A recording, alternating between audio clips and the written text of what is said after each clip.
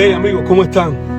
Una vez más me gustaría compartir con ustedes algunos de los versículos que nos traen no solamente alegría, nos trae también paz, a saber en este caso de la obra del Espíritu Santo en la vida de nosotros. So que en el día de hoy quisiera que nos introduzcamos solo un poco en la obra del Espíritu Santo en la vida humana. Una obra que, según las palabras de Jesús, consiste en confrontar al mundo respecto al pecado, la justicia y el juicio, tal como Él mismo lo declarara. Y cuando Él venga, como Él dijo, y cuando Él venga, convencerá al mundo de pecado, de justicia y de juicio. Esto está en Juan 18:8. Y estos tres conceptos serán el eje central de nuestro análisis. Y a lo largo de este análisis descubriremos qué significan realmente y cómo se conectan con la vida de fe cristiana. Abordaremos un aspecto fundamental del mensaje de Jesús, su partida y la promesa del Consolador. Jesús declara a sus discípulos: os conviene que yo me vaya, porque si no me fuera, el Consolador no vendría a vosotros. Esto está en Juan 16:7. Y esta afirmación suele generar preguntas profundas como: ¿acaso el Espíritu Santo no estaba presente antes? ¿Por qué era necesario que Jesús se fuera? ¿Qué cambia a partir de este momento? Disculpen. Estas preguntas no solo son legítimas, sino también necesarias para una comprensión madura del texto bíblico. Jesús afirma que cuando el Espíritu venga, convencerá al mundo de pecado, de justicia y de juicio. En cuanto al pecado, Jesús lo define de manera sorprendentemente diciendo: de pecado por cuanto no creen en Él.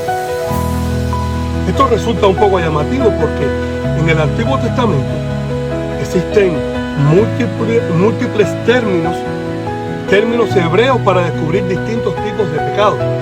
Sin embargo, Jesús sintetiza toda esa diversidad en una sola realidad: la incredulidad. No creer en Él se convierte en la raíz que engloba toda forma de extravío humano. Este enfoque revela algo profundo.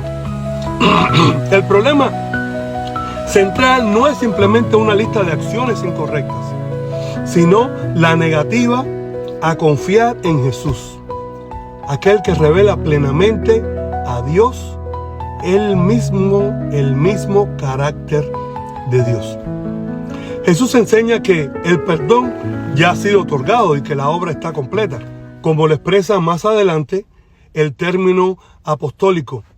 Pero Cristo, habiendo ofrecido una vez para siempre un solo sacrificio por los pecados, se ha sentado a la diestra de Dios. En Hebreos 10:12. El pecado único que mantiene al ser humano en condenación no es la falta moral en sí, sino rechazar el perdón que Dios nos dio. No porque Dios no quiera perdonar, sino porque la persona decide vivir como si ese perdón no existiera. Aquí resulta clave el uso del término griego hamartía, que fue la palabra que usó Jesús al referirse al pecado en este versículo, y que originalmente significa errar el blanco. No se trata simplemente de cometer actos inmorales específicos, sino de fallar en el propósito esencial, que es confiar en Jesús. Por más esfuerzos morales o religiosos que una persona haga, si no cree en Él, sigue errando el blanco, porque solo Cristo es la fuente verdadera de justicia, como afirma Pablo: al que no conoció pecado, por nosotros se hizo pecado, para que nosotros fuésemos hechos justicia de Dios en Él. Interesante. En cuanto a la justicia, Jesús explica que esta se manifiesta en su ida al Padre, de justicia por cuanto voy al Padre y no me veréis más, dice Juan 16:10. La justicia ya no se mide por el cumplimiento de la ley, sino por la obra consumada de Cristo, quien intercede por nosotros. También Pablo lo expresa con mucha claridad en Romanos 8. ¿Quién acusará a los escogidos de Dios? Dios es el que justifica. ¿Quién es el que condenará? Cristo es el que murió, más aún, el que también resucitó, el que además está a la diestra de Dios, el que también intercede por nosotros. Finalmente, el juicio se entiende a la luz de una verdad ya establecida, de juicio por cuanto el príncipe de este mundo ha sido ya juzgado. No se trata de un juicio pendiente sobre la humanidad, sino de una sentencia ya pronunciada sobre aquello que esclaviza y acusa. Jesús mismo había anunciado: ahora es el juicio de este mundo. Ahora el príncipe de este mundo será echado fuera. Juan 12:31. Ni el Padre ni el Hijo están interesados en condenar. Su obra es liberar, justificar y reconciliar.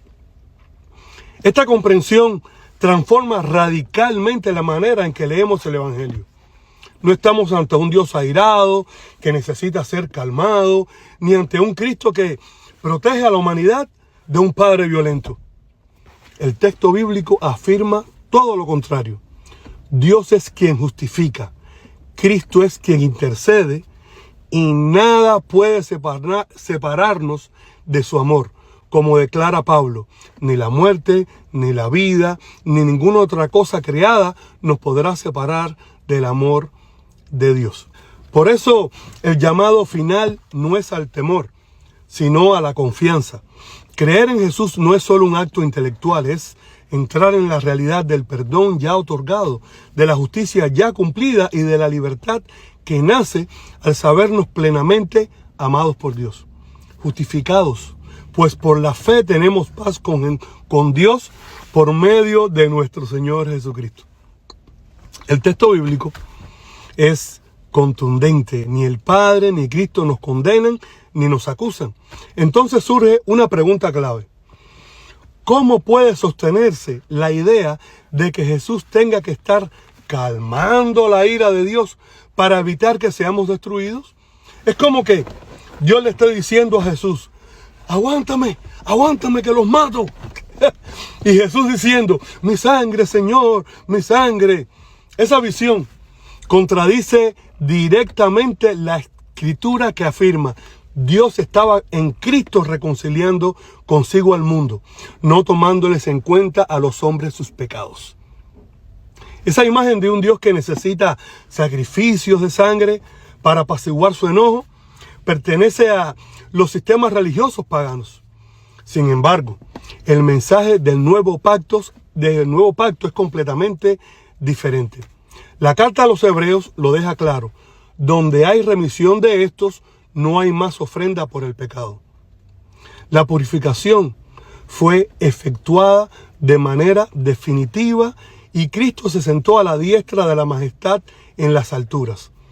Dice Hebreos: en el cual, siendo el resplandor de su gloria y la imagen misma de su sustancia, y quien sustenta todas las cosas por la palabra de su poder, habiendo efectuado la purificación de nuestros pecados por medio de sí mismo, se sentó a la diestra de la majestad en las alturas, señal inequívoca que la obra quedó consumada. Pensar en un Dios que exige sangre, incluso la de su propio Hijo, para poder perdonar, es una idea que Dios mismo rechaza desde el principio de la historia bíblica. A Abraham se le mostró pedagógicamente que ese no era el camino. Esto lo vemos en Génesis 22. Y a través de los profetas, Dios fue claro al decir: misericordia quiero y no sacrificio. Por eso la intercesión de Dios no puede extenderse como un intento de aplacar la ira de un padre totalmente enojado. La Biblia nunca presenta al Padre y al Hijo en conflicto entre sí. Dice la Escritura, el Padre y yo somos uno. La intercesión de Cristo no existe porque falte perdón, sino porque el perdón ya fue concedido de manera plena y definitiva. La Escritura explica que el acusador fue desarmado, despojando a los principados y a las potestades, los exhibió públicamente, triunfando sobre ellos en la cruz. El juicio ya fue ejecutado, el veredicto ya fue dado y fue a nuestro favor. Por eso la pregunta ya no es si Dios nos va a condenar, pues sabemos que ni lo hace ni lo va a hacer, sino a quién vamos a escuchar. El Espíritu Santo viene a convencernos de que la lucha terminó, de que todo está resuelto a nuestro favor y de que Cristo es nuestra salvaguardia eterna. Ninguna condenación hay para los que están en Cristo Jesús, dice en Romanos 8:1. La justicia verdadera no proviene del esfuerzo humano ni de la obediencia a la ley, sino de la fe, tal como dice Pablo. Israel, que iba tras una ley de justicia, no la alcanzó, mas los gentiles que no iban tras la justicia, alcanzaron justicia. La justicia que es por fe. La justicia que hemos recibido es eterna y no puede ser removida. Cristo no falló ni fallará y vive siempre para interceder en el sentido pleno de sostenernos en esa verdad, por lo cual puede salvar perpetuamente a los que por Él se acercan a Dios. Hebreos 7:25. La invitación final es clara. Deja de vivir como si la deuda siguiera vigente. Cree en Jesús. Descansa en la justicia que Él ya estableció y permite que el Espíritu Santo te convenza de que la historia no es de condenación, sino de gracia, libertad y restauración completa. Dios te bendiga y nos vemos en el próximo video.